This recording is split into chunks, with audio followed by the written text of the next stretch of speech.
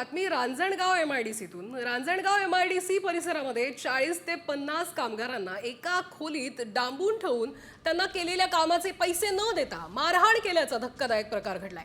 आणि या प्रकरणी रांजणगाव एमआयडीसी पोलिसात वेठबिगार कायद्याअंतर्गत गुन्हा दाखल केला असून 2 जणांना अटक करण्यात आली आहे, तर इतर दोघांचा पोलीस आता शोध घेत आहेत।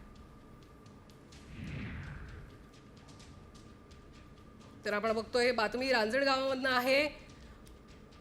या ठिकाणी केलेल्या कामाचे पैसे न देता मारहाण केल्याचा धक्कादायक प्रकार घडलेला आहे आणि या संदर्भात पोलिसात वेठबिगार कायद्याअंतर्गत गुन्हा दाखल केला असून आता 2 जणांना अटक करण्यात आली आहे, तर इतर दोघांचा देखील आता पोलीस तपास घेत आहेत। तब्बल 40 ते 50 कामगारांना खोलीत डांबून ठेवण्यात आलं। कामगारांना कामाचा मोबदला न देता त्यांना मारहाण करण्यात आली।